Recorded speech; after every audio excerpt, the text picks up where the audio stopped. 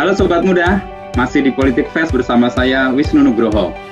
Kita sekarang akan berbincang dengan para tokoh muda Indonesia dalam dialog kemerdekaan yang muda yang bicara. Kenapa sih harus anak muda? Penjelasannya adalah anak muda lah yang menggerakkan banyak perubahan di Indonesia.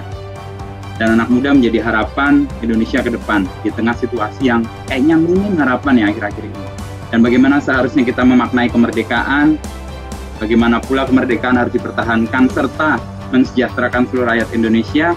Bersama saya ada 4 narasumber yang kece-kece. Ini teman-teman semua. Satu, Mas Emil Dardak, Wakil Gubernur Jawa Timur. Halo Mas Emil. Halo. Apa kabar Mas? Baik. Sibuk ya, banyak kegiatan dan banyak tugas karena COVID-19 ini ya. Semoga sehat selalu. Ya, lalu ada Fajar Nugros, sutradara dan juga pegiat di media sosial sebenarnya, karena saya lihat follower di Instagram maupun di Twitternya itu aktif banget berinteraksi dengan Nugros yang aktif sosial media. Lalu ada Hana Keraf, co-founder Duanyam, teman lama juga, pernah di satu sesi soal social entrepreneurship dari NTT ini. Nanti kita akan kulik lebih dalam. Yang terakhir, yang paling muda ya kalau di sini ya, tadi ngakunya sih 95 lahirnya, tapi Nugros nggak percaya, Chania Cita Irlani. Dia adalah jurnalis. Halo Chania. Dan influencer politik. Waduh, ini influencer udah dibagi-bagi nih, influencer politik, influencer brand atau apa. Nanti kita bahas lebih lanjut dengan Chania. Saya mulai dengan Mas Emil nih. Mas Emil, ini kondisi aktual di Jawa Timur sekarang, kira-kira bisa dijelaskan seperti apa ya di situasi menjelang kemerdekaan, tapi kita semua terbatas karena pandemi ini?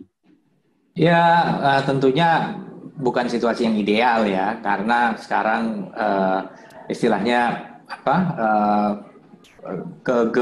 Kemeriahan, gegap gempita dari Hari Kemerdekaan nggak bisa dijalankan seperti biasanya, karena kita masih ada pembatasan fisik, physical distancing, kemudian juga ya dengan COVID-19 kan nggak boleh rame-rame. Tapi ya kita berharap bahwa sebenarnya semangat 17 Agustus itu jangan sampai kemudian hilang gitu aja gitu. Ini sebenarnya momen untuk building up, membangun optimisme kita bahwa pandemi ini bisa saja akan makan waktu untuk benar-benar hilang, tapi kita masih bisa bergerak lah, masih bisa saling tolong-menolong gitu. Jadi karena di situasi kayak gini sebenarnya banyak banget dari saudara-saudara kita yang kesusahan gitu.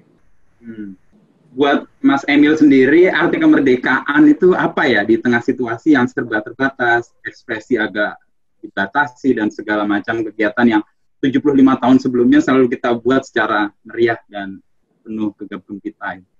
Ya memang kan esensi banyak sekali di dunia itu kan mengagungkan liberty, individual liberty gitu ya, the freedom to basically do whatever you want gitu. Jadi benar-benar kebebasan individual. Tapi di Indonesia kan konteks kemerdekaan itu sebenarnya agak berbeda gitu, bahwa kemerdekaan di Indonesia ini kan sebenarnya adalah sebuah keyakinan bahwa self governance itu lebih baik daripada di bawah pemerintahan kolonial gitu. Banyak yang selalu menyangka, oh ya karena zaman dulu tuh ada kerja paksa, ada Romusha lah, ada apalah gitu. Padahal sebenarnya kalau kita tahu di awal abad ke-20 itu sebenarnya sudah mulai dipromote ethical policy gitu ya, kebijakan etis. Jadi anak-anak asli Indonesia gitu bisa kuliah, bisa jadi amtenar, kemudian juga bahkan bisa duduk di perwakilan politik, dikasih ruang lah, baik ekonomi maupun politik, tapi tetap tidak berdaulat gitu. Jadi sebenarnya kemerdekaan kita lebih pada konteks kedaulatan.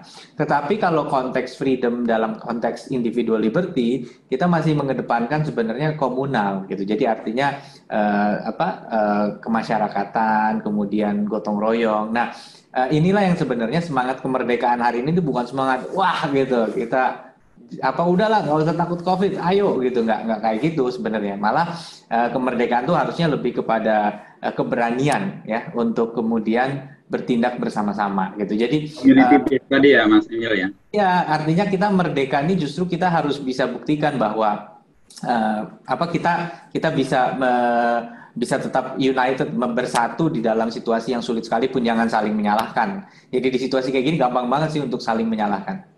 Ya betul. Terus gue mau tanya nih soal bagaimana kemerdekaan buat seorang sutradara, apalagi situasi kayak gini ya, pasti bikin film, bikin produksi dan sebagainya terkendala. Nugros? Oke. Sebenarnya kalau pekerja seni kayak aku ya, ini merdeka itu ya kebebasan berkarya kan. Sebenarnya itu kita pengennya berkarya itu ya tidak terikat oleh nilai-nilai komersil, nilai-nilai apa gitu. Walaupun semuanya hanya untuk kepentingan menyampaikan, menyuarakan apa yang kita mau gitu.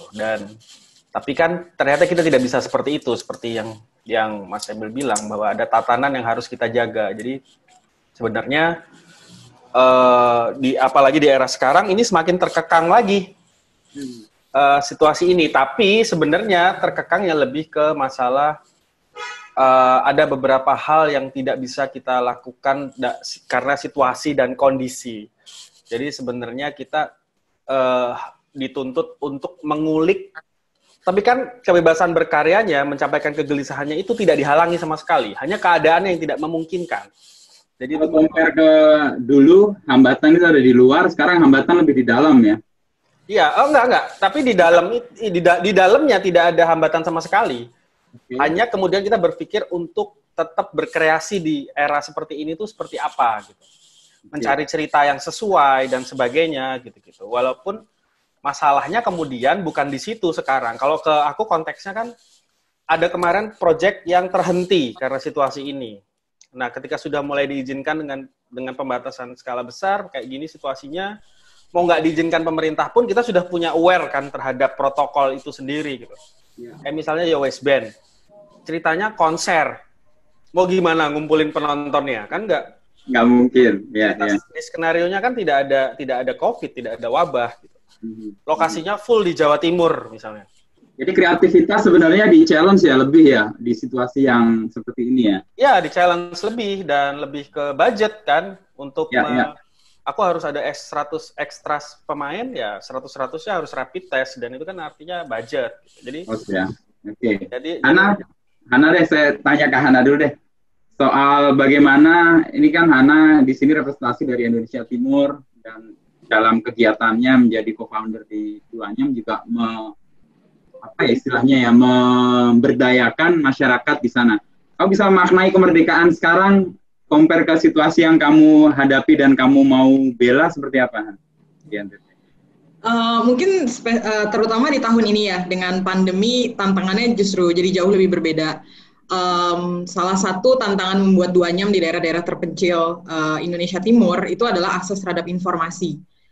Akses informasi ini sendiri yang membuat kita terkadang sulit mencoba untuk tetap konsisten menggunakan putra daerah setiap kali kita masuk ke daerah-daerah yang berbeda. Dari tahun, kan Duanyam saat ini udah memasuki tahun ke-6 nih. Dari 5 tahun terakhir, apa yang kita hadapi adalah, gimana ya supaya anak-anak muda, terutama misalnya di NTT, itu kemudian bisa dapat network, exposure terhadap informasi, menjadi seorang entrepreneur, menjadi perpanjangan tangannya Duanyam di daerah itu dengan lebih baik. Kemudian datang pandemi. Ya, di satu sisi bahwa banyak sekali kelas online, webinar, semua informasi sekarang udah ada kelasnya dalam sehari itu bisa banyak sekali kelas-kelas Zoom, kelas webinar. Tetapi ternyata pas kita juga coba ngobrol dengan teman-teman mahasiswa yang lebih muda di sana, isunya ya pasti internet. Paket data nggak punya gitu, untuk kemudian mengakses semua informasi ini. Jadi mungkin maknanya adalah seandainya penyebaran informasi, kesempatan bagi anak muda Indonesia itu jauh lebih merata, saya rasa akan jauh lebih mudah untuk social entrepreneurs seperti Duanyam, pendiri-pendirinya Duanyam untuk bisa membantu pemerintah membangun Indonesia yang lebih merata sih pembangunannya. Oke. Tantangannya sebenarnya pemerataan di akses internet itu ya, karena itu sekarang jadi tulang punggung untuk semua kepentingan ya. Ya, pendidikan gitu kan, kewirausahaan juga semua ya. Oke. Chania nih, saya giliran nih satu-satu dulu. Chania, arti kemerdekaan buatmu apa Chania? Sama kamu kan aktif banget ya di sosial media. Bagaimana ekspresi yang kamu lakukan atau kamu ungkapkan itu, apakah itu mencerminkan kebebasan untuk kemerdekaan yang sekarang generasimu nikmati ya? Ya, oke.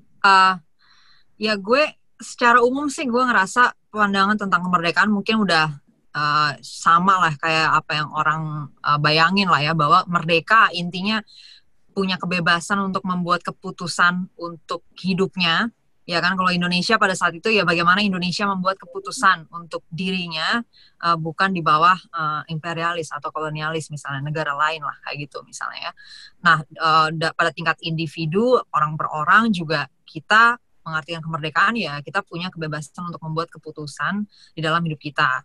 Nah, tapi inherent di dalam itu, dalam kebebasan-kebebasan itu, misalnya juga termasuk kebebasan berekspresi, berpendapat, berpikir, berbicara, gitu, menyebarkan informasi. Sebenarnya itu semua bagian dari kebebasan. Nah, tapi kemudian inherent di dalam itu adalah adanya tantangan bagaimana orang-orang bisa membuat keputusan yang tidak mencederai kebebasan orang lain, gitu kan? Nah, begitu juga dengan kebebasan berpendapat, berekspresi, dan lain sebagainya, yang bukan justru berkontribusi menyebabkan malah semua orang jadi sesat informasi gitu kan. Nah, makanya jadi gue sebenarnya dalam 2 tahun belakangan perjuangan gue adalah menyebarkan budaya berpikir ilmiah dan rasional. Karena at some point gue ngerasa ternyata emang poin paling penting ya yang harus diperjuangin duluan sebenarnya dalam demokrasi dan dalam iklim kebebasan adalah kecerdasan dulu ya, literasi gitu kan, sehingga kita semua punya kemampuan untuk berdemokrasi dengan sehat, ya kan, berekspresi, berpendapat dan lain sebagainya juga dengan sehat, jadi saling berkontribusi konstruktif gitu, bukan jadi malah kayak sekarang ini kan di saat lagi pandemi, kita lagi ngadepin masalah yang udah berat dari pandemi itu sendiri, tapi baik dari dalam pemerintahan maupun dari rakyat sipil, bisa-bisanya membuat informasi-informasi yang malah tambah kacau gitu ya situasi, dan masyarakat kita belum pada kondisi di mana siap sebetulnya untuk menyaring berbagai macam informasi ini. Gitu sih. Jadi kalau situasi di medsos yang kamu gulati ya dan kamu aktif di situ ya, sejauh mana keprihatinanmu atau mungkin kebanggaanmu dengan apa yang kamu prihatinkan tadi soal orang punya kecerdasan, punya kemampuan berpikir rasional, kemudian sikap kritis terhadap sebuah informasi. Kamu melihatnya gimana? Iya, kalau sekarang di dalam internet ya mungkin tentunya ada tantangan dari sisi pihak-pihak yang memang ya menjadi sumber informasi yang bermasalah lah gitu ya. Tapi juga di sisi lain sebetulnya ada isu-isu yang bukan ranah benar salah ya, yaitu isu-isu moral dan etika, di mana kita bisa punya preferensi yang berbeda. Nah, tapi sekarang keadaannya adalah di dalam isu-isu benar salah justru orang-orang jadi relatif. Jadi kayak ya udah terserah gue, menurut gue virus nggak ada gitu ya. Itu pendapat gue. Itu bukan ya, itu ranah benar salah. Nah, tapi di ranah yang baik buruk atau ranah etis, orang justru makin ngotot bahwa loh harus kayak gini gitu ya. Misalnya kan kalau di sosial media ya, oh nggak boleh ngatain orang, misalnya ngatain orang rambutnya bagaimana, nggak boleh ngatain fisik orang segala macam, ngotot sampai hidup orang. Jadi ketukar-tukar ya situasinya ya. Iya, padahal harusnya yang kita universal itu adalah ranah benar salah, yang kita ngotot bahwa ya nggak mungkin namanya suatu hal, kalau ada ya ada, kalau nggak ada ya nggak ada, bukan. Ya menurut gue ada, menurut gue nggak ada, nggak bisa kayak gitu guys ya. Tapi kalau yang sering jadi korban tuh biasanya pemerintah nih, pejabat. Kang Emil gimana yang lihat, atau Kang Emil kayak Mas Emil lah, Kang Emil ketukar sama sebelah. Mas Emil, gimana melihat respon atau apa ya kejailan netizen menilai atau memberi komentar atas apa yang dilakukan pemerintah yang harusnya memang benar salah direspon sebagai baik buruk, begitu sebaliknya yang baik buruk direspon benar salah. Ini sering kali tertukar nih apa yang disebutkan ya. Ini Cak Emil. Ya, Cak Emil. Ya, bener banget lah yang disampaikan sama Mbak Chania tadi. Saya senang dengan bagaimana Mbak Chania membagi tadi antara apa yang sifatnya itu scientific truth. Jadi jelas aksioma benar atau salah. Ini bukan sesuatu yang sifatnya subjektif terhadap, it's not on the eye of the beholder. Nggak begitu. Tapi sekarang di satu sisi ini ngotot gitu, hal-hal yang sifatnya itu personal ya, kemudian melibatkan sangat sensitif, delicate ya dalam konteks latar belakang sosial dan sebagainya. Di situ malah orang seakan-akan nggak punya toleransi gitu ya. Tadi saya kebalikan, kita ngomong soal individual liberty ya. Tadi bagus sekali juga disampaikan bahwa liberty ini nggak boleh clash dengan liberty-nya orang lain gitu. Artinya pada saat itu sudah invasi kepada kebebasan orang lain atas nama kebebasan saya sendiri nggak bisa. Tapi ada juga mungkin ruang-ruang di antara itu juga di mana menentukan bahwa kebebasan seseorang belum diinvasi itu menjadi sesuatu yang agak abu-abu gitu. Karena pada saat kita berstatement, apalagi dengan adanya media sosial, statement ini bisa menimbulkan dampak yang cukup dalam. Padahal ya di sisi lain orang kan bebas berpendapat. Nah ini saya nggak mau ngomong dulu bahwa mana benar nggak, tapi inilah polemik yang kita hadapi. Nah sebagai pemerintah kita juga harus bisa mengayomi proses ini. Bangsa ini sedang melalui pendewasaan intelektual, diskursus intelektual ini sedang berjalan gitu ya. Maka kita harus bisa di satu sisi pada saat ada pandangan seperti ini muncul, bagaimana kemudian pada saat ada kelompok lain yang tidak terima, kita nggak bisa kemudian langsung memvonis bahwa yang ini salah hanya karena majoritarianism misalnya. Itu kan lagi terjadi nih sekarang. Jadi bahwa kebenaran itu adalah hasil dari majoritarianism. Nah, mungkin saya bicara jadi agak abstrak, tapi kita nggak bisa langsung loncat ke kesimpulan sebelum saya coba samakan dulu. Prosesnya gimana, Mas Emil? Apakah akan panjang banget, atau apakah digital ini akan membantu proses pendewasaan atau proses di mana orang lebih tertib ya? Tadi logiknya, argumentasinya itu bisa lebih cepat, atau Mas Emil punya pengalaman atau perkiraan? Mungkin digital ini malah menguji kedewasaan kita. Makin ya. Malah menguji gitu, artinya ini sebuah kanvas baru gitu ya, sebuah arena baru di mana bangsa ini lagi diuji gitu ya, dan ujiannya makin ketat gitu, makin berat gitu. Artinya tadi ranah. Nah di sisi lain tadi ranah yang benar atau salah. Ini juga bahaya gitu loh, scientific gitu, sesuatu yang jelas-jelas science gitu ya. Apalah dari mulai bumi datar sampai bulat lah, sampai ke sampai ke masalah COVID ini gitu ya. Apakah ini sebuah konspirasi atau bukan? Sekarang pertanyaannya gitu misalnya, oke lah, apakah virus ini di-create atau tidak? Kalau kita orang yang bijak, itu pertanyaan pertama kita sebenarnya ya pastilah ada pihak yang kompeten yang melakukan suatu cek ya. Dia akan ngecek bener nggak nih virus ini tuh engineered atau virus ini natural terjadi seperti pandemi tahun 1918 misalnya gitu.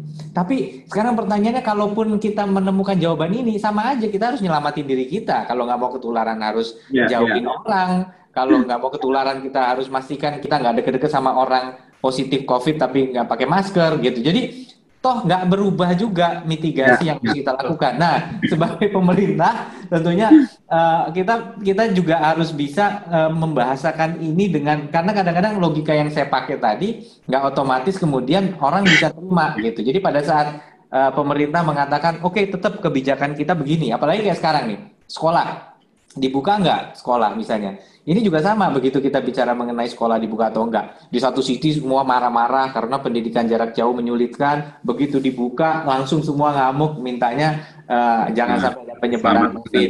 Nah, kembali lagi kepada sains bahwa resiko itu ada. Nah, yang paling delicate hari ini, paling sensitif, kita sudah sepakat satu hal. Nah, ini yang paling penting. Kita tidak mungkin lockdown, ya kan? Kita harus berkegiatan. Nah, itu ada konsekuensinya yang harus kita terima, bahwa kalau kita mau berkegiatan ada resiko, tidak nol resikonya. Nah, mengkomunikasikan ini kepada publik bahwa tidak nol resiko itu artinya kita itu easy go lucky terhadap COVID-19, atau kita justru tetap waspada. Ini sesuatu yang nggak mudah mengkomunikasikan karena pandangan orang beda-beda, kondisi terhimpitnya orang secara ekonomi juga beda-beda.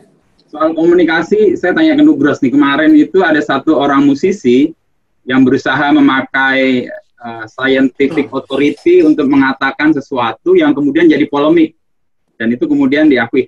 Nugros melihat ini gimana, kan orang-orang di dunia kreatif tiba-tiba muncul di ranah-ranah yang sebenarnya di luar otoritas dia dan karena keterkenalannya menjadi membawa pengaruh atau influence orang, tetapi influence-nya menjadi tidak murni influence yang benar karena tadi masyarakat tidak dalam posisi yang bisa memilah tadi kata Chania. Gimana, Gros? Yang pertama mungkin udah bener Pak Tifatul dulu, internet cepatnya buat apa? Jadi dilambatin aja biar gak gaduh kayak sekarang. Jadi internet jadi kenceng kan jadi kayak gini nih gitu. Tapi kemarin kasusnya si Anji, ya aku boleh ngomong, menurutku itu ada ketidakpercayaan terhadap pemerintah. Oke. Nangkap nggak? Ini manusia, saya aja tidak bisa syuting nih 6 bulan. Apalagi yang paling terdampak menurutku kalau dari seniman ya musisi. Kita tahu musisi tidak punya kaset, udah tidak ada apa pendapatan berarti. Ya ada Spotify dan lain-lain, tapi mungkin kalau ini harus punya lagu baru atau apa gitu. Musisi itu yang realnya sekarang yang ngamen, istilahnya manggung. Kita nggak tahu apa yang terjadi pada Anji ya, mungkin juga tidak langsung tiba-tiba drop miskin misalnya. Tapi kan biasa manggung sebulan tiap hari, tiba-tiba tidak, pasti kan ada yang berbeda, menurutku ya. Ini aku nggak tahu, tapi apapun yang terjadi sama dia kemudian mencari penyebab ini ada apa sih? Itu yang pertama, menurutku. Aku mencoba menjadi dia tuh begitu. Oke. Ini ada apa sih? Posisi memahami Anji dulu ya. Ini ada apa sih sebenarnya? Dia cari info pastikan ke media yang ada gitu. Pemerintah ngomong apa sih? Oh, pemerintah ngomong begini. Kok enggak ya? Gue udah ngebelain tidak keluar rumah, nggak manggung dan sebagainya, tapi orang udah beraktivitas kayak nggak ada apa-apa di luar. Ada kayak dia kemudian mencari jawaban dari itu gitu, kegelisahan itu. Pemerintah ya tiap hari Pak Yuri mungkin ngomong di ini, terus tiba-tiba ada menteri ganti Prof Wiku ya. Terus tiba-tiba ngomong apapun yang dilakukan pemerintah, menurutku ya tidak menjawab kepada pertanyaannya Anji misalnya, dan mungkin ya sekian orang yang ada di Indonesia, hanya kebetulan Anji yang mencari kan, real mencari. Ya. Nah kisahnya dia ke Lampung, dia ketemu orang, dia mendengar si orang ini begini, ya itu is part of pencarian dia gitu. Ya ini orang yang nggak ngerti memang, misalnya nggak ngerti soal virus atau apa gitu, orang lupa soal apa. Nah kegelisahan itu menjadikan. Nah, ketika dia men-share itu ke publik, itu udah urusan lain ya, maksudku ya. Karena dia punya channel itu. Nah, itu kan jadi kayak, ini gue punya jawaban nih. Sampai dia tidak sempat untuk meng-cross-check semua jawaban itu benar atau tidak secara common sense ya. Matahari memang melelehkan baja, tapi yang berbahaya dari matahari kan radiasinya, bukan panasnya. Ya. Itu karena dia sampai menelan itu mentah-mentah gitu loh, sampai karena saking ini yang tadi dicemaskan oleh Chania juga sebenarnya. Iya, tapi kalau dari segi gua mempelajari karakter orang, ya itu mungkin yang dia cari gitu. Kita tidak serta-merta menjelaskan itu, makanya ketika kemudian kok lari ke soal hukum, loh nggak usah sampai segitunya, tinggal kamu dudukin aja Ji, ini nggak kayak gini loh. Ayo dong gitu. Cara-cara itu enggak sih. Nah, makanya Chania ada komentar nggak soal ini? Kalau aku ya. Gue udah sempat interview Anji soalnya sih. Gue kenal sama Anji, jadi gue juga bilang sama dia waktu interview bahwa kalau misalnya gue nggak kenal, ya gue langsung aja kayak orang-orang ya, maksudnya komen-komen aja di sosial media. Cuman karena kita kenal, let's talk gitu kan, kayak kita ngobrol yuk. Tapi itu sebelum kejadian yang Hadi ya, yang soal obat ya, soal penemuan penyembuh COVID lah gitu ya. Itu sebelum itu sih. Ya Anji sih sebenarnya terbuka dengan kritik dan maksudnya yang mana yang salah gitu-gitu ya segala macam. Cuman emang concern utama dia benar tadi udah disebut juga sama Mas Nugros di sini bahwa musisi-musisi itu memang kondisinya memprihatinkan, dan gue sebetulnya di dalam interview itu menyebutkan bahwa memang ada beberapa titik ya di mana policy makers mungkin juga dalam kebingungan atau gimana ya, nggak tahu, tapi langkahnya tuh jadi kurang jelas lah untuk orang-orang ya. Misalnya kayak musisi itu kan katanya nggak boleh manggung sama sekali gitu kan.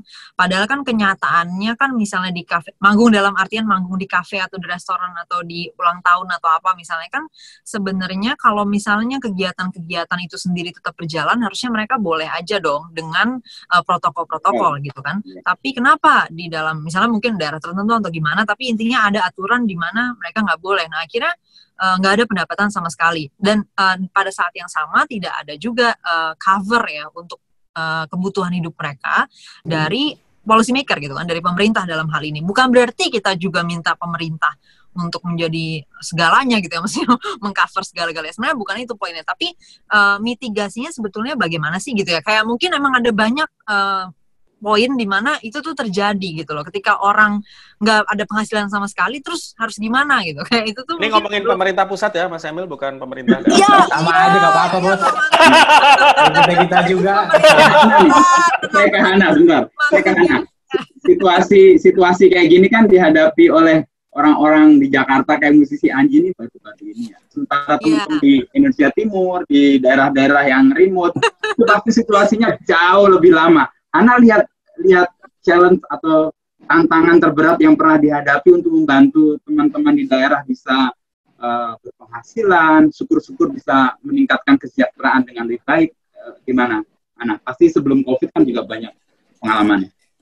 Ya mungkin yang paling terdampak lebih ke supply chain ya, logistik. Itu kan sempat berhenti tuh Maret, April, Mei. Kami aja sampai sekarang belum ada pengiriman nih produk dari NTT ke Jakarta. Jadi pivot bisnisnya luar biasa sekali di internal Duanyam dan benar-benar bergantung pada inventory. Sempat juga switch produknya ke jahit masker kain, tapi puji Tuhan ya udah mulai perlahan-lahan orderan anyaman udah mulai naik gitu. Jadi kita juga udah mulai order di daerah, tapi transportasi juga masih sangat terbatas dan itu sangat terasa sih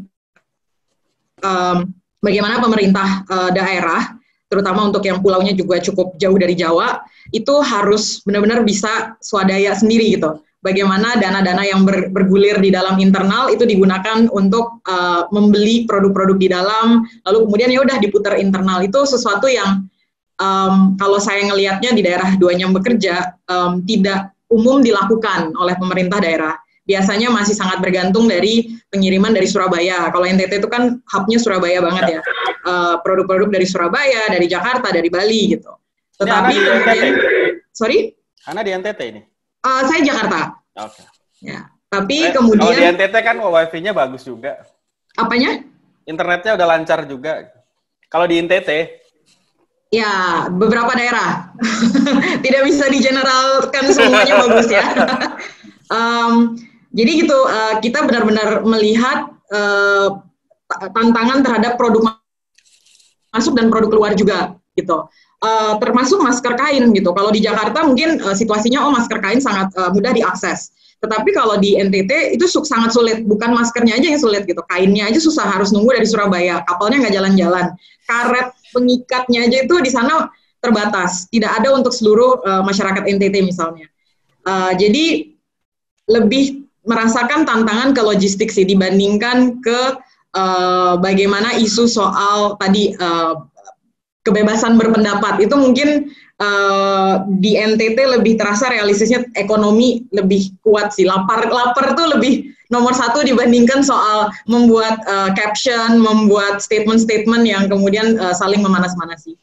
Tapi kalau melihat dari industri kreatif yang menarik justru ada TV-TV lokal, YouTube base ya, kayak yang saya tahu tuh ada namanya Maumere TV, itu anak-anak muda, mereka malah bikin konser harian, jadi selama 3 bulan, itu semua orang-orang NTT yang memang punya bakat menyanyi dan senang untuk tampil di sosial media, mereka tampil gitu di YouTube-nya si Maumere TV, lalu kemudian menghibur, mengangkat lagi lagu-lagu tradisional, budaya, jadi dengan caranya sendiri, menghibur internalnya mereka gitu, jadi senang juga gitu melihat positifnya anak-anak muda di NTT walaupun situasinya sangat tidak menentu gitu. Kalau pas saya ngobrol dengan mereka bagaimana nih dengan COVID gitu, tanya ke anak-anak Maumere, mereka bilang bagaimana lagi ya sudah jalani saja, kita jadi petani aja sekarang gitu. Jadi banyak banget teman-teman saya yang di Flores terutama tiba-tiba jadi urban farming juga di Jakarta juga kan gitu. Ya. Itu juga. Ini hari ini kan kayaknya Surabaya pekerja seni demo Pak Wagub ya. hari Iya. ini. Ya, mungkin udah harus bingung harus ngapain karena Jawa Timur itu ludruk kelilingnya, seniman keliling kayak Kiron itu masih kenceng banget. Semua dangdut, kelompok dangdut, orkes Melayu, om siapa itu semua dari Jawa Timur loh. Dan itu lebih pendapatannya hilang semua kan selama 6 bulan ini udah. Di sini nih susahnya. Jadi kalau boleh Mas Inu, saya masuk langsung. Mengatakan apa yang boleh, enggak, itu juga memang areanya tuh susah-susah gampang ya. Ada banyak banget dimensinya. Yang pertama misalnya kita bicara masalah seberapa mungkin kita mengontrol situasinya, gitu ya.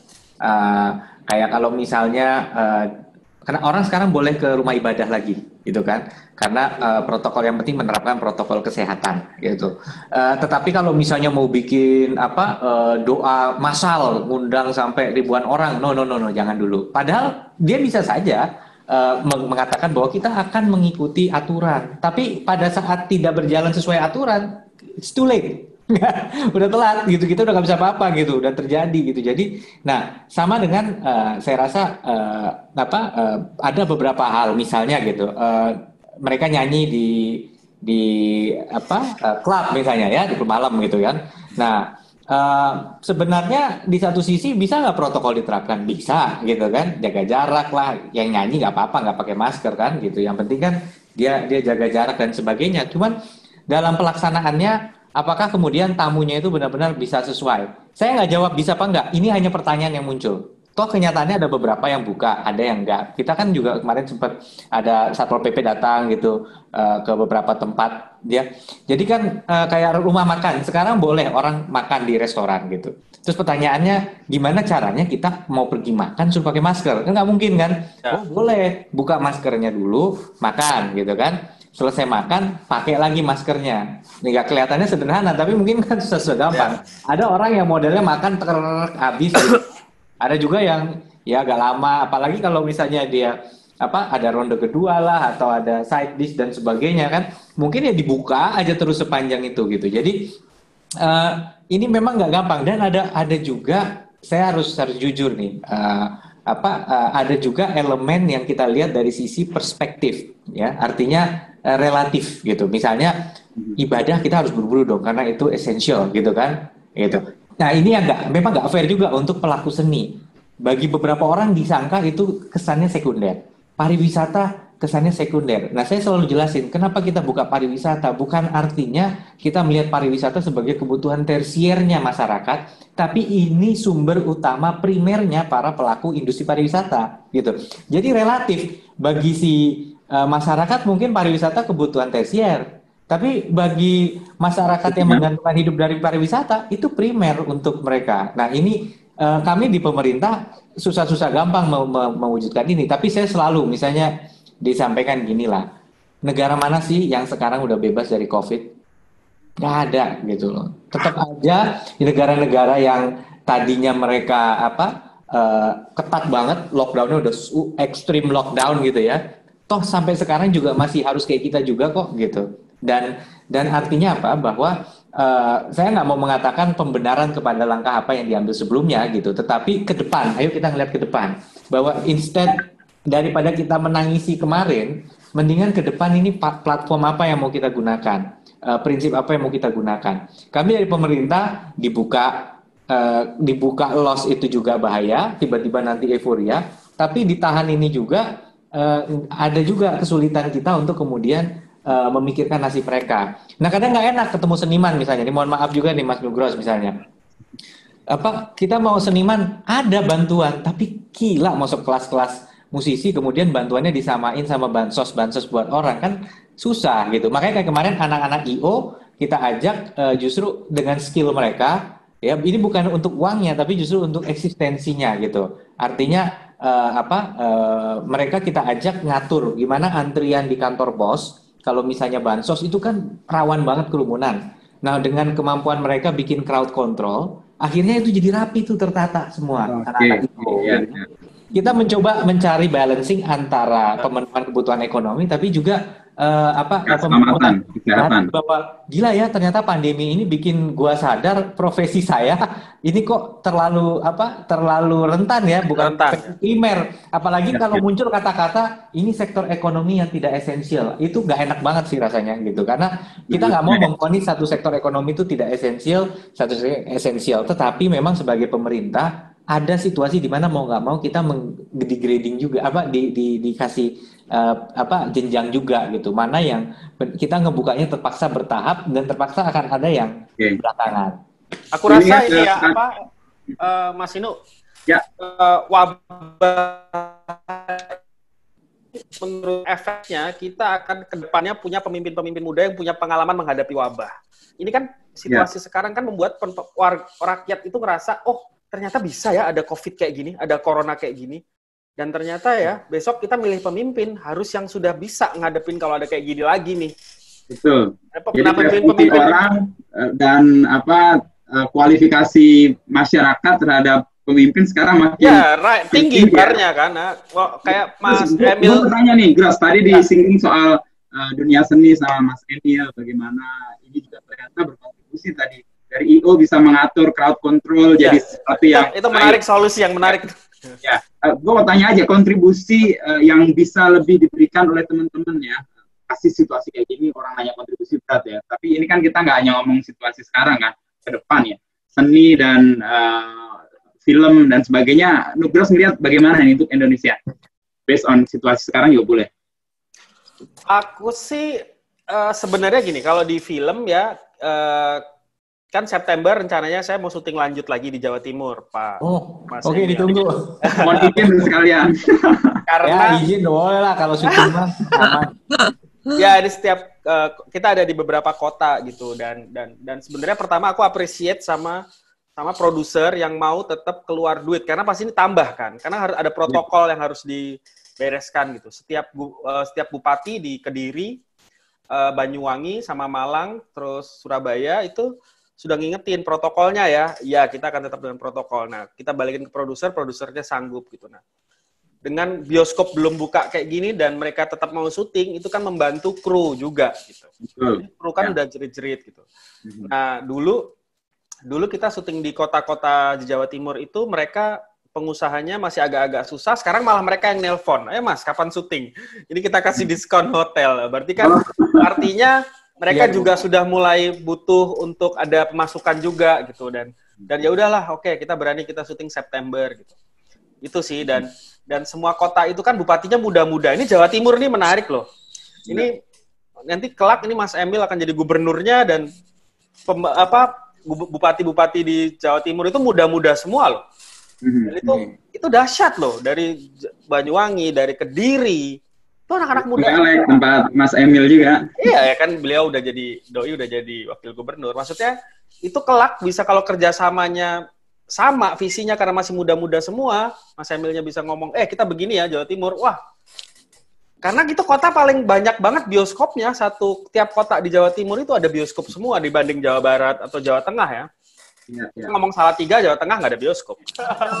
Saya tanya Chania nih, tadi disebut soal anak muda dan kontribusinya dan bagaimana kita berharap pada pemimpin yang kualifikasinya lebih ya bisa menghadapi situasi yang kayak begini nih yang nggak pernah kita hadapi. Terus sebagai representasi anak-anak muda, kegairahan anak muda dengan politik, dengan upaya untuk merawat bangsa ini dan kemudian memperbaiki situasi ini, gimana Chania? Kayaknya ya kalau anak muda tergantung ya ini mau ngelihatnya yang mana juga karena anak muda juga bukan entitas tunggal gitu kan. Jadi sebenarnya ya irisannya ada macem-macem gitu kan.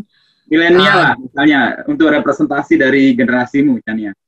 Apa point of view anak-anak milenial ini melihat politik dan bagaimana mereka berpikir politik bisa berkontribusi untuk menyelesaikan sejumlah masalah yang ada di negara ini. Ya sebenarnya dengan adanya banyak kalau sekarang kita udah ngeliat lah beberapa atau ya mungkin bisa dibilang cukup banyak juga wajah-wajah politisi yang bisa dianggap cukup berkualitas. Mas Emil tentunya termasuk ya.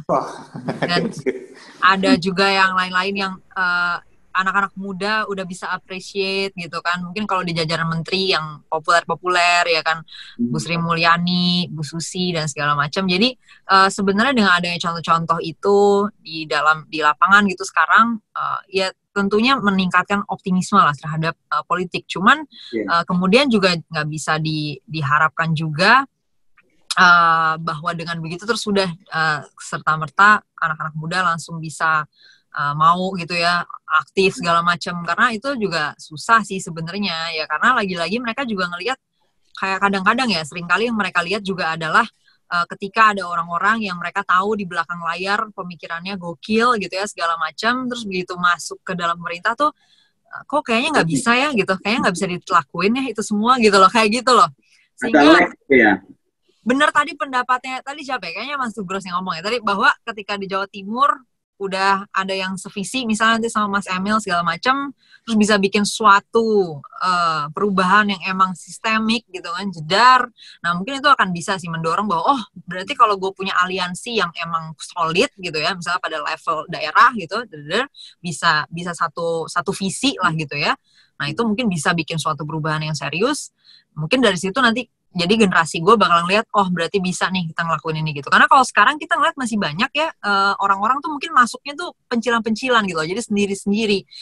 Sehingga pada saat masuk ada banyak ide-ide akhirnya mungkin sulit dieksekusi ya, karena kan nggak beraliansi nih gitu ya, maksudnya nggak jadi orang nggak lain lah gitu, belum lain lah gitu ya. Nah mungkin gitu sih gitu. Tapi ya, kalau lihat dari semangat zamannya juga sih, saya coba menangkap era ini kan bukan era kompetisi lo menang gua kalah dan sebagainya, lebih kayak lebih ke kolaborasi sih, bisa berjejaring, bisa menghubungkan yang kita nggak mampu lalu dipenuhi oleh link-link yang lain. Nah Jawa Timur tadi Nugros menyebut contoh, kayaknya itu akan jadi sesuatu nih Mas Emil ke depan. Tapi saya mau tanya ke Hana dulu, di NTT atau di Indonesia Timur anak-anak mudanya gimana merespon situasi di Indonesia belakangan ini, Hana? Terhadap pemerintah ya terutama ya? Ya terhadap politik, bagaimana mereka melihat apakah ada harapan anak muda yang terjun ke situ bisa memperbaiki atau memberi perubahan yang signifikan untuk Indonesia? NTT sih terutama di Flores kita juga baru aja banget ada kepala desa, dia cukup jadi model juga, kebetulan dia baru ditetapkan BUMDes dia terbaik se-Indonesia. Dia jadi kepala desa masih muda banget, umur 30-an awal. Dan itu dia juga cukup vokal, cukup banyak didengar, dan walaupun dia cuma satu orang tapi lumayan menginspirasi anak-anak muda lain di NTT untuk ya nggak pergi istilahnya pergi mencari pendapatan harus ke Jakarta gitu, tapi tetap ternyata bisa membangun juga dari daerah masing-masing, dari kampung. Dan kebetulan memang dia membawa motonya adalah membangun kampung gitu. Dan dari satu model ini cukup prospektif untuk kedepannya lihat anak-anak muda yang nggak harus misalnya langsung bupati atau gubernur gitu, tapi benar-benar lebih hands-on ke perubahan dari level desa. Ya, karena kalau anak muda itu kan cukup impulsif dan cukup semangat, energinya tuh besar banget. Jadi biasanya mau melihat perubahan tuh langsung depan mata. Mungkin kalau levelnya bupati atau gubernur itu karena perubahan sistematis, jadi lebih takes time, lebih hati-hati gitu dalam membawa perubahan juga. Kayaknya kalau masuknya dari level desa, itu lebih fit ke anak-anak muda. Karena benar-benar perubahan langsung di tangannya mereka melihat masyarakatnya sendiri, skopnya lebih kecil, komunikasi juga bisa jadi jauh lebih personal gitu, person to person dibandingkan misalnya levelnya bupati atau gubernur. Iya, dan juga baru ada anggota DPD RI juga, anak muda juga gitu. Jadi mulailah anak-anak muda NTT ini mulai unjuk giginya juga ke kancah nasional gitu, bahwa dan yang benar-benar besar dari NTT gitu, lahir besar di NTT. Mungkin kalau saya agak sedikit berbeda ya, karena lahir besar di Jakarta, cuma kulitnya aja yang NTT, casingnya NTT, jadi sedikit berbeda kali ya, tahu-tahu enggak lah gitu. Mereka yang di bawah COVID ini sebenarnya juga kalau saya lihat 4 bulan terakhir ya, lokal itu jadi sesuatu yang menarik ya, karena orang nggak bisa bergerak kemana-mana, akhirnya orang berkutat di lingkungannya dan membawa perubahan di sekitar lingkungannya juga. Ini bersamaan dengan robohnya juga mimpi-mimpi besar ya, mimpi besar yang tadinya diagung-agungkan sekarang menjadi tidak lagi relevan kita jadikan mimpi tuh. Modernitas dan segala macam itu sekarang orang bertanya-tanya dan orang ingin melakukan perubahan yang nyata di lokal. Ini NTT melakukan itu dan kayaknya meluas ya, Ana. Benar, kayak contoh tadi yang kepala desa, karena kebetulan teman saya juga gitu. Benar-benar kaget gitu, justru karena pandemi muncul yang namanya marketplace dari desa, si BUMDesnya ini.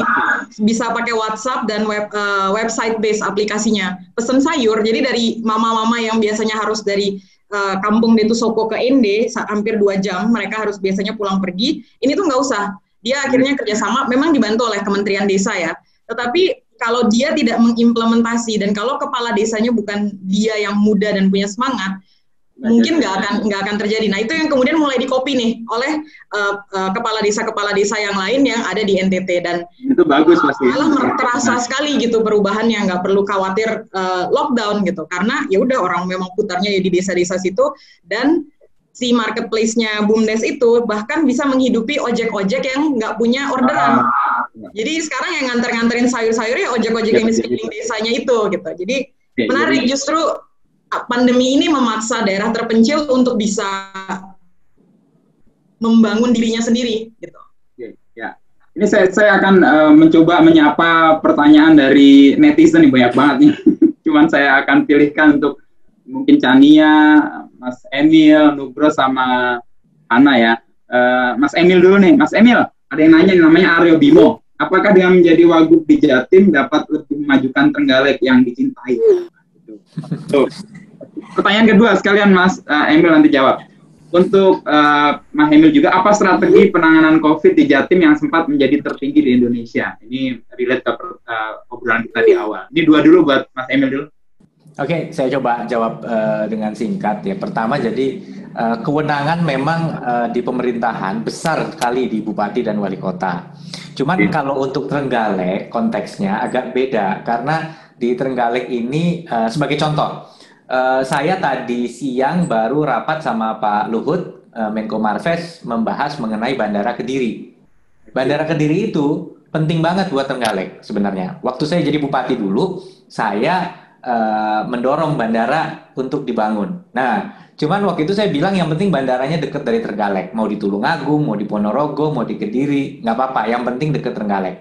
Akhirnya karena waktu itu saya lihat kok yang paling butuh saya, akhirnya saya yang coba bergerak gitu. Padahal bandaranya dibangunnya di tempat lain. Nah, saya dapat kritik banyak juga dari dalam wilayah saya gitu. Ngapain gitu loh ngurusin bandara di luar Trenggalek gitu. Dikiranya meroyek. Iya, ya nggak cuma itu, dipikirnya maksudnya urusin loh di dalam Trenggalek. Ya, gitu. Atau orang kan bilang, Pak Emil kalau berjuang untuk bandara bawa dong ke Trenggalek gitu. Padahal buat saya lah kalau ditaruh Trenggalek siapa yang mau terbang gitu sedikit nanti gitu. Tapi kalau ditaruh di Tulungagung atau ke Kediri luas ya efeknya. Nah, cuman kalau saya nggak ikut melakukan itu ya nggak kedorong gitu. Nah, sekarang tadi sebagai wakil gubernur ya saya ikut rapat gitu Bandara Kediri untuk tadi gitu misalnya.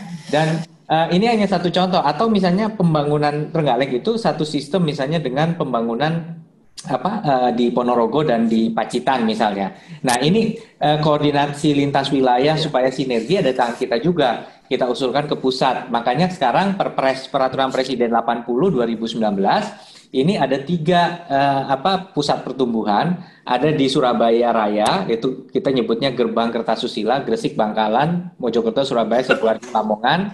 Ada juga di Malang Raya, di Lingkar Bromo. Dan ada di Lingkar Wilis. Lingkar Wilis ini jadi ada 6 kabupaten itu mereka ada di kaki Gunung Wilis. Dari mulai Kediri, Trenggalek, Tulungagung, Ponorogo, Madiun, sama Nganjuk. Nah, selama ini Gunung Wilis ini memisahkan 6 kabupaten ini. Sehingga mereka tuh jalan sendiri-sendiri. Nah, kita pengen bangun koneksi di atas Lingkar Wilis.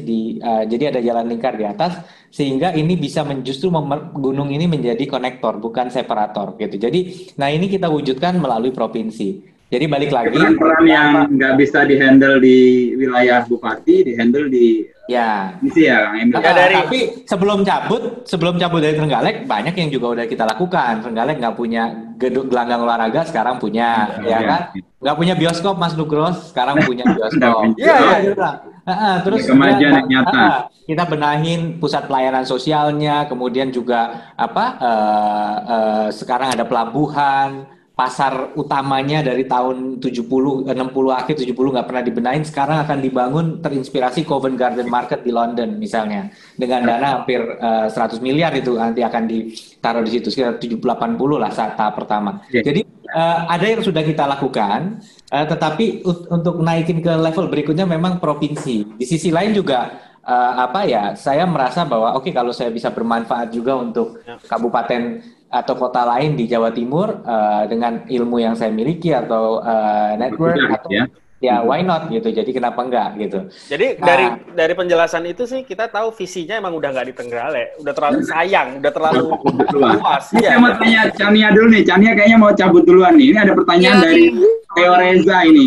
Buat Chania, kapan debat sama Fahri Hamzah yang baru dapat sama Mahaputra, dan bagaimana membangun relasi dalam politik? Karena Chania mungkin sebagai influencer politik ini.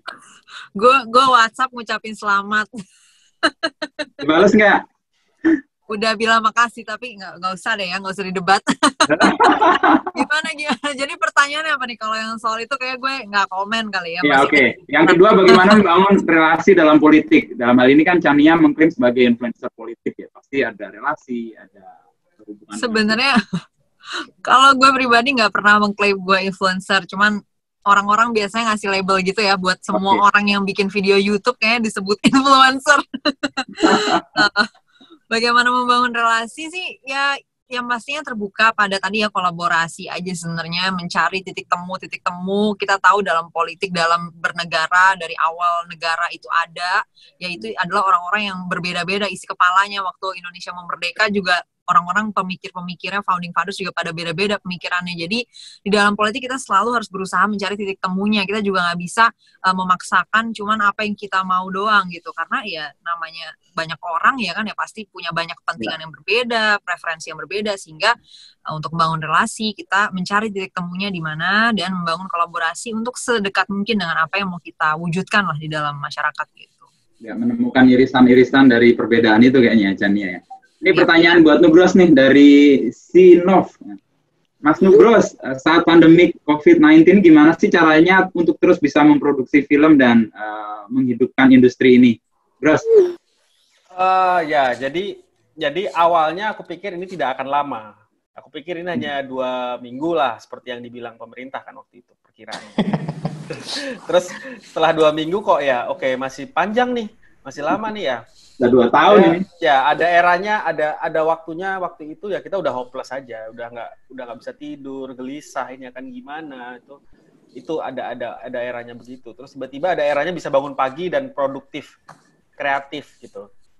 Ya, jadi itu sih, dan buat aku ya aku membantu apa yang aku bisa. Aku ngerti pemerintah itu si malakama ya. Maksudnya mungkin mereka dulu awal juga mungkin seperti aku berpikir bahwa ini tidak akan lama, kita fokus ke kesehatan. Tapi kok ternyata di depan kita sudah mulai berdarah-darah, rakyat sudah mulai kesusahan. Ya mereka harus membuat keputusan yang tadi dibilang, terus malakama gitu ya. Jadi aku memang kadang-kadang selalu berpikir seperti itu, untuk mencoba berpikir, orang itu berpikir keputusannya seperti itu, kenapa ya gitu. Karena ya aku peduli dengan politik, aku peduli dengan situasi Indonesia gitu. Kayak misalnya aku keliling Jawa Timur untuk ketemu semua pemimpin daerah ketika nyari lokasi syuting.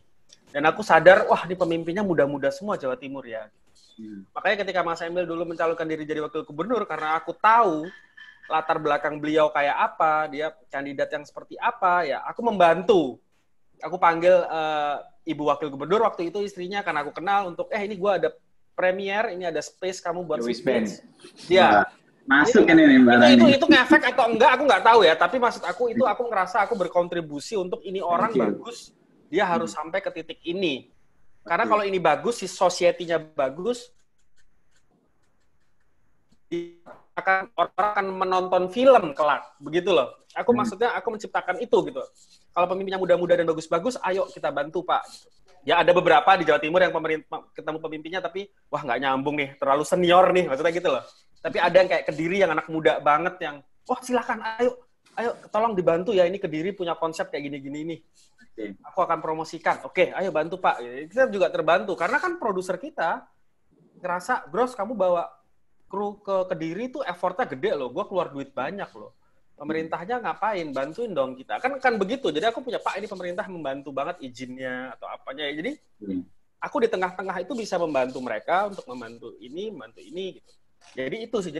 Jadi konsepnya nggak hanya soal produksi filmnya ya, tapi juga ekosistem. Iya, kalau aku sebagai seniman hanya egois bahwa kebebasanku berkarya, aku bisa bikin film, tok sampai situ tok, ya nggak akan bagus buat film ke depannya. Jadi aku pengennya society-nya juga aku bangun kan. Ini film membangun sesuatu yang sustain ya, Gros ya. Iya, ke depannya biar jauh kan. Aku mendudukkan misalnya aku mensupport pemimpin yang bagus kayak Kang Mas Emil untuk bisa jadi gubernur. Sekarang pasti beliau di kepalanya banyak rencana, tapi nggak bisa karena beliau masih wakil. Gue yakin kan begitu. Gue yakin begitu kan. Kita tadi dengar rencana dia ya kan kita tadi mendengar rencana dia membuat gunung menjadi sebuah keterkaitan, itu kan menarik banget. Bukan pemisah tetapi jangan-jangan Mbak Hana, Mas Emil ini adalah kunci jawaban bagaimana distribusi ke NTT itu beres. Karena hubnya di Surabaya. Karena hubnya di Surabaya. Karena dia bisa membuat gunung yang menjadi halangan aja disebutnya bisa connecting. Jangan-jangan distribusi ke NTT bisa kelak. 2-0 nih masuk nih Mas Emil nih dari Nugrasi. Ya kan maksud aku itu loh. Ketika dia jadi pemimpin, dia membangun bioskop di Trenggalek, dia membangun bioskop di Surabaya, Surabaya jadi makmur, connecting, ekonominya maju. Orang butuh nonton kan. Aku nangkep ininya nih, ketidakegoisannya seniman kayak Nugros nih. Jadi nggak hanya mikirkan dirinya sendiri, tapi mikirkan ekosistem yang lebih gede, sehingga dia sendiri juga akan terangkat menjadi lebih. Iya, jadi aku bisa bikin film lagi yang lebih bagus, kan begitu maksudnya. Nyaman. Kahana nih, ada pertanyaan dari netizen.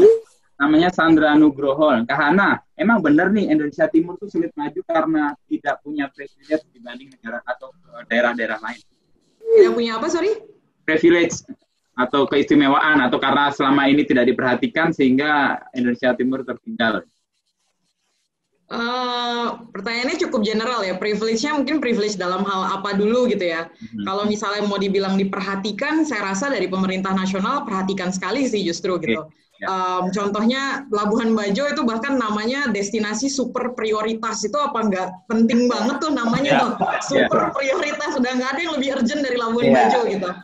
Itu lalu kemudian masih banyak lah gitu program-program yang lain. Tapi kalau dibilang punya privilege perhatian, saya rasa dapat sih dari pemerintah pusat. Pemerintah juga dari pusat juga berusaha untuk bikin program. Pastinya nggak bisa one solution fit all ya. Terutama Indonesia ini juga luas dan sangat terlalu beragam gitu. Salah satu yang terbantu di Duanyam contohnya dengan ibu-ibu yang kami bekerja. Kalau nggak ada yang namanya BLT dari dana desa, itu ibu-ibu pasti akan kesulitan sih di daerah-daerah seperti di Flores, yang 600.000 per bulan. Duanyam nggak akan sanggup membantu ibu-ibu selama 3 bulan kemarin sampai sekarang kami berusaha untuk memastikan dapur kami tetap harus mengepul. Jangan sampai, Duanyamnya membantu ibu-ibu, tapi habis itu Agustus, September kami harus mengucapkan perpisahan karena ternyata uang kami habis untuk memberikan uang tunai gitu. Di luar itu saya rasa mungkin kalau misalnya ngomong apa yang Indonesia Timur nggak dapat, itu saya merasakan banget karena kan kami banyak bekerja dengan mahasiswa di kampus ya, universitas, dengan program-program seperti KKN tematik, tematiknya dengan social enterprise. Kami mengajak mahasiswa di NTT untuk bagaimana menggunakan sistem dan modul yang duanya miliki supaya mereka punya pengalaman menjalankan sebuah kewirausahaan sosial sebelum masuk ke dunia kerja. Itu benar-benar tahun lalu itu pertama kali kami mulai, dan tahun lalu juga saya benar-benar merasakan bagaimana saya sangat beruntung bisa punya akses terhadap informasi dan jaringan network. Network itu kan juga artinya informasi ya, bagaimana kita ngobrol dan bertemu dengan orang, bertukar pikiran. Itu yang saya rasa anak-anak muda di NTT yang lahir besar dan mengenyam pendidikan di sana yang tidak mereka dapatkan. Ketika mereka kemudian sekolah ke Jawa pun, karena kondisi ekonominya, mereka kemudian akan sibuk untuk bekerja dan mencari sambilan gitu. Saya juga dulu kuliah sambil nyambi, cuci piring gitu. Waktu jadi adik kelasnya Pak Emil di Jepang, itu fokus kita ya pasti mencari uang gitu. Tidak akan fokus untuk berjejaring, membangun network, membangun kayak saya akan menjadi seorang wirausaha, pulang ke NTT dan melakukan ini dan seterusnya. Itu yang saya rasa privilege terbesar kami yang lahir dan besar di luar Indonesia Timur gitu, di daerah-daerah yang lebih maju. Dan kalau mau mengambil sisi positifnya pandemi, mudah-mudahan dengan adanya teknologi sekarang, akses terhadap informasi itu jadi jauh lebih mudah dan jauh lebih bisa diakses gitu. Duanyam pun sekarang saya udah hampir 5 bulan nggak traveling. Biasanya karena divisi saya adalah dengan komunitas, pasti saya udah keliling. Tapi sekarang pun kami coba menerapkan namanya virtual training, yang tadinya community development adalah suatu sektor yang sangat high touch, harus ketemu. Bagaimana memahami emosinya ibu-ibu, decision makingnya mereka ketika mendapatkan uang gitu. Ini hilang semua. Semua harus lewat ya kayak gini Zoom. Lalu kemudian mengajarkan mereka ini loh standarisasi kualitas yang diminta pasar Eropa. Nggak bisa warna anyamannya begini, ini ibu lihat ya, lalu ditunjuk-tunjukin. Bagaimana mengajarkan mereka mengakses Google Meet, mengakses Zoom, ngisi daftar hadir dengan Google Form. Jadi itu tantangan yang sekarang kita jalani, tapi saya yakin gitu tahun depan dan seterusnya justru dengan teknologi ya makin jadi informasi juga jadi masih lebih accessible. Pertanyaan terakhir buat Mas Ino, aku pengen nanya bentar ya Mbak Hana, karena kita dari dulu saya impress banget ya dengan doanya. Itu tadi kan kalau nerangin langsung ke ibu-ibu susah ya. Apa nggak ada anak muda di sana misalnya yang lebih melek teknologi, yang nggak gaptek, kemudian mereka yang kemudian menjadi semacam perantara untuk menjelaskan. Itu gimana kira-kira konsepnya? Ini penasaran aja nih, ini jujur penasaran. Ya.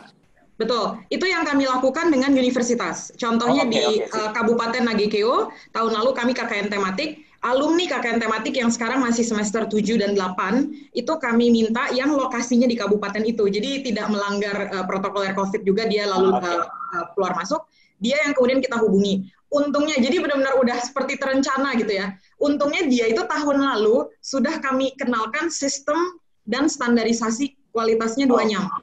Jadi dia udah paham, kalau bahan baku ngisi formulirnya ini nih. Kalau melakukan produksi itu ada standarnya begini. Jadi kedepannya kalau untuk pendidikan, ya ini kalau bisa memberikan masukan, KKN tematik, magang dengan tema ya, terutama itu penting sekali sih untuk mahasiswa juga dan membantu usaha-usaha seperti Duanyam gitu, yang memang grassroots level sekali. Jadi ada penghubungnya ya berarti ya, Ana ya, Mas Emil nih ya, di antara masyarakat di daerah yang mungkin agak lack teknologi dengan mahasiswa tadi ya. Ini pertanyaan buat Mas Emil nih, satu dari Abdur Rohim. Mas Emil, gimana caranya anak muda bisa terjun dan dipercaya dalam dunia politik? Kalau terjun kan banyak, yang kemudian dapat dipercaya ini gimana nih? Sekarang sebenarnya ada sedikit keuntungan gitu ya bagi generasi muda. Generasi muda ini, jadi muda ini sekarang seakan-akan menjadi sebuah keuntungan dalam kontestasi politik gitu ya. Tarik lah ya. Tapi kemudaan enggak, kalau terlalu muda enggak gitu ya. Tapi pada akhirnya proses kontestasi politik kalau benar berjalan dengan baik itu kan akan melalui misalnya debat ya kan, dialog. Nah di situ tuh yang mungkin kalau menjalankannya benar ketahuan loh, mana yang masih hijau banget dan mana yang udah benar-benar punya ide gitu. Kayak mohon maaf gitu, saya dulu sebenarnya sebelum maju di Trenggalek itu saya udah ada kali lebih dari 1 dekade gitu, 10 tahun kerja gitu, dan yang diurusin juga agak nyambung sama pemerintah di World Bank misalnya. Klien kita kan pemerintah ya, ke Pemda, ke kementerian. Jadi banyak sekali misalnya orang yang benar-benar dari bisnis gitu, tiba-tiba masuk ke pemerintahan bisa frustasi karena keputusan itu tidak 100% untung rugi. Apalagi satu tadi yang kita mau belum tadi Mbak Chani ada juga Mas Nugros sama Mbak Hana, pemerintah tuh takut banget ngambil resiko. Padahal kalau mau inovasi pasti ada resikonya. Nah anak muda ini biasanya dia punya jiwa itu tadi. Nah tapi tergantung dinamikanya. Begitu kemudian dia masuk ya, kemudian ini susahnya begitu dia kalkulasi politik. Wah tunggu dulu ya, kalau orang pada nggak ngedukung ini berhasil atau enggak gitu kan. Kalau nggak berhasil habis deh saya, karena orang-orang banyak yang nggak ngedukung nih ide saya gitu. Nah ini juga yang kita lihat nih di kabinet misalnya Mas Nadiem gitu, yang saya tahu sangat brilian gitu. Tapi sekarang kan kena pukul kiri kanan banyak banget gitu. Tapi di satu sisi konsep dia tadi kayak Mbak Hana tadi, KKN itu kampus merdeka kan menjawab tuh sebenarnya ya kan. Cuman kemudian untuk berinovasi pasti ada tuh resistensi gitu. Iya kalau berhasil, iya kalau enggak gitu. Nah, disinilah kemudian sebenarnya ada aspek sospolnya juga penting di situ. Artinya makanya saya coba jaga nih Mas Inu. Kadang-kadang bagaimana kita jangan sampai terlalu kelihatan tuh ide saya gitu.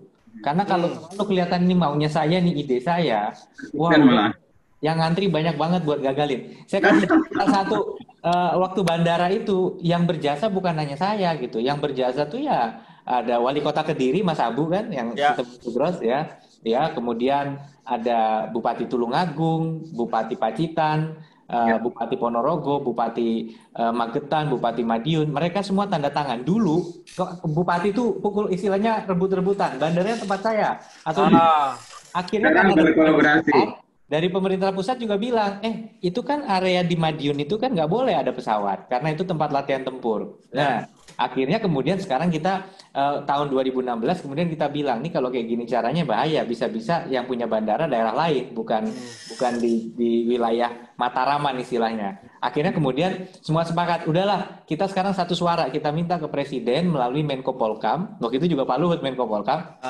bahwa ini nih daerah dengan 10 juta orang yang tidak mungkin larinya ke pertambangan, tidak mungkin larinya ke industri berat, karena kawasannya kan kawasan pegunungan. Maka mau nggak mau harus ke perdagangan ya, dan pariwisata, tanpa bandara nggak bisa. Nah kita bilang tolong ada bandara yang mana terserah gubernur, terserah presiden. Nah ini kadang-kadang maksud saya gini, bagi generasi muda jangan pernah feel entitled. Kita tidak berhak dapat jabatan ini karena kita muda, tapi karena kita kompeten. Jangan dibalik. Jangan bilang yang lebih tua dari kita semuanya nggak progresif, semuanya mohon maaf misalnya nggak amanah, muda itu lebih amanah, nggak otomatis. Ya. Kita ketemu tadi Mbak Chania juga cerita kan banyak orang-orang yang progresif. Tadi kepala desa yang Mbak Hana sebut sudah 30-an sebenarnya. Untuk ukuran kepala desa banyak yang 20-an. Tapi 30-an nggak terlalu muda-muda banget, tapi kan ternyata dia sangat matang gitu. Jadi maksud saya bahwa jangan kebalik gitu, jangan merasa berhak karena saya muda gitu. Muda tuh tetap menjadi sebenarnya handicap. Kalau kita mawas diri, semakin kita muda, semakin ya saya nyebutnya kita harus datang lebih pagi, pulang lebih malam. Itu istilah. Artinya kita harus kerja lebih keras. Orang nggak bisa respect sama kita hanya karena kita punya jabatan gitu. Tapi orang akan respect apa yang dikontribusikan ya, Mas Emil ya. Sehingga orang menaruh percaya itu ya. Orang-orang akan percaya bahwa kita ini pemimpin yang nggak akan nyalain dia di saat yang sulit, gitu ya. Kita akan backup dia, dan kalau trust itu muncul, insya Allah kita punya. Dan ya itu lebih banyak tantangan unggah-ungguh yang harus kita jalankan sebagai yang lebih muda untuk bisa meyakinkan tim yang lebih tua untuk bergerak sesuai dengan arah kita.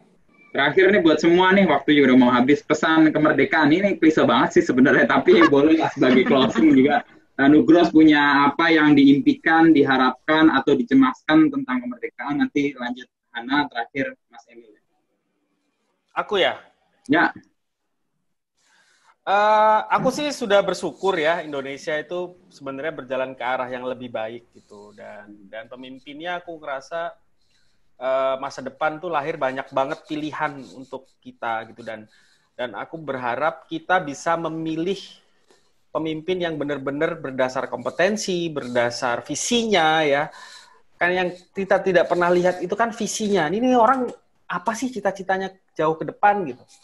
Kayak aku cocok dengan Jokowi waktu itu karena dia ngerasa bahwa harga solar di Papua itu harus dibayar mahal, harus diturunkan, kita harus bayar mahal. Ya itu benar, karena tanggung jawab. Jangan sampai kita mau siaran langsung atau syuting di Papua, terus produser ngomong, waduh Papua mahal ya, Jar. Loh, kamu pengen Papua itu jadi warga negara NKRI, tapi kok ngeluarin duit buat biaya ke sana, kamu hitungan. Gimana sih? Kan itu udah tanggung jawab kita bareng-bareng. Nah itu, visinya kan ke sana gitu loh. Nah itu yang aku harap. Jadi kompetensi sama visi dari pemimpin di depan yang akan karena ada pesan atau harapan atau mimpi atau kecemasan juga tentang Indonesia ke depan. Ya mungkin kalau dari saya sendiri lebih pengen ngelihat bagaimana Indonesia bisa ini belajar juga dari pandemi kemarin dan melihat daerah-daerah di mana duanya bekerja gitu, di Indonesia Timur khususnya. Pengen Indonesia bisa berdiri dengan kakinya sendiri juga, melihat bagaimana daerah-daerah masing-masing seperti di NTT, kalau kata orang Amerika, keeping the dollars inside. Jadi benar-benar ekonominya bisa dari masyarakat sendiri lalu diputar di dalam sendiri gitu. Jadi nggak perlu NTT bergantung pada provinsi lain, karena ya sekarang kita udah belajar gitu bagaimana pandemi memberikan kita kenyataan kita masing-masing bisa berdiri sendiri dulu, baru kemudian kita bisa kolaborasi satu sama lain lintas daerah di Indonesia sih. Gitu. Oke. Ya, tadi ada pembicaraan menarik dari Mas Inu mengenai Indonesia Timur, kenapa kesannya belum maju, apa kurang diperhatikan, dan Mbak Hana dengan sangat wise, sangat bijak menyampaikan, oh udah ada perhatian nih, tapi PR-nya ada di kita juga gitu. Kalau kita lihat di Jawa Timur, itu ada di 38 kabupaten kota, setengah ekonominya hanya muter di 5 daerah, seperempat hanya di Surabaya. Ya, kemudian ada Pasuruan, Gresik, Sidoarjo, sama Mojokerto. Artinya apa? Sebenarnya juga di dalam Jawa Timur ada daerah-daerah yang masih mendambakan kemajuan gitu, masih termasuk Trenggalek dulu gitu ya.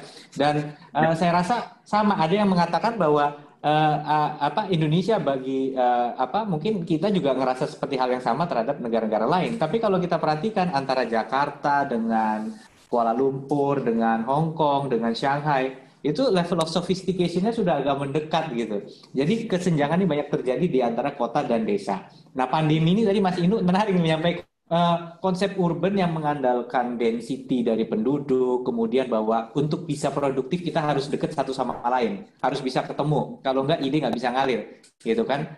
Sekarang udah nggak lagi gitu. Sekarang kita bisa ngobrol berlima. Dulu pasti Mas Inu formatnya ngundang ke studio. Sekarang kita bisa ngobrol dengan repot, santai. Terbangin gitu. wakil gubernur repot. Karena juga Bitcoin-nya nggak kebanyakan orang, jadi ngobrolnya enak kan gitu. Kalau misalnya 20 mungkin nggak kayak gini gitu. Ya. Jadi karena ini pas jumlahnya. Nah, saya optimis banget sih bahwa ini juga momen buat kita nih dengan semangat kemerdekaan. Pandemi ini jadi momen untuk kita kontemplasi yang optimistik lah gitu. Ingat loh, jangan hanya mikir masalah tuh kesannya ada di desa tuh banyak orang yang punya harapan besar.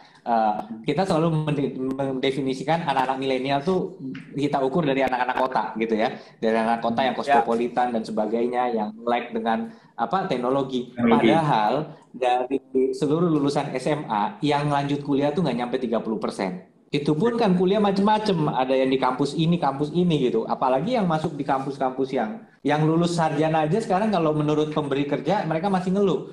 Punya ijazah sarjana tapi banyak yang nggak siap kerja, mentalitasnya nggak ini gitu. Nah bayangkan 70% lagi nih bahkan nggak merasakan bangku kuliah gitu. Jadi ini nih saya punya harapan besar bahwa tentunya seperti Mbak Hana, Mas Nugros yang mau aktif mencari ke kota-kota secondary, tertiary, yuk kita masuk ke situ karena saya juga kebetulan dulu tesis S3-nya pentingnya kota-kota tersier tadi, pusat-pusat kegiatan yang lebih dekat ke desa. Disitulah harapan-harapan besar anak-anak muda yang nggak harus kemudian pergi ke kota besar, tapi mereka bisa mewujudkan mimpinya, itu cita-citanya makin dekat dengan adanya teknologi. Mudah-mudahan semangat kita 75 tahun merdeka dengan COVID ini akan mewujudkan Indonesia yang lebih merata lagi, bukan hanya antar provinsi, antar pulau, tapi di dalam provinsi pun masih banyak PR kemerdekaan desa dan kota. Amin. Mas Emil sekaligus menutup ini soal ajakan kita berkontemplasi. Ya, kalimatnya udah bagus. Jangan diganggu.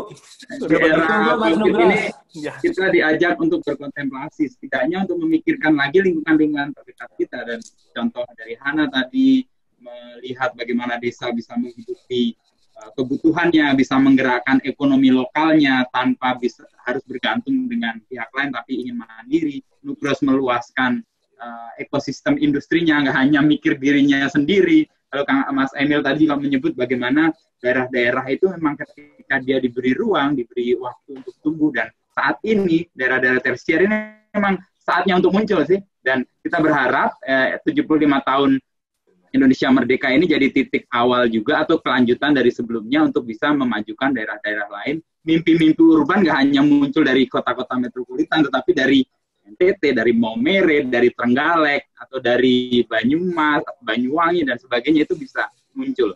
Kira-kira itu obrolan kita. Mas Emil, terima kasih. Ana, terima kasih. Lalu Nugros juga terima kasih. Sania tadi juga terima kasih.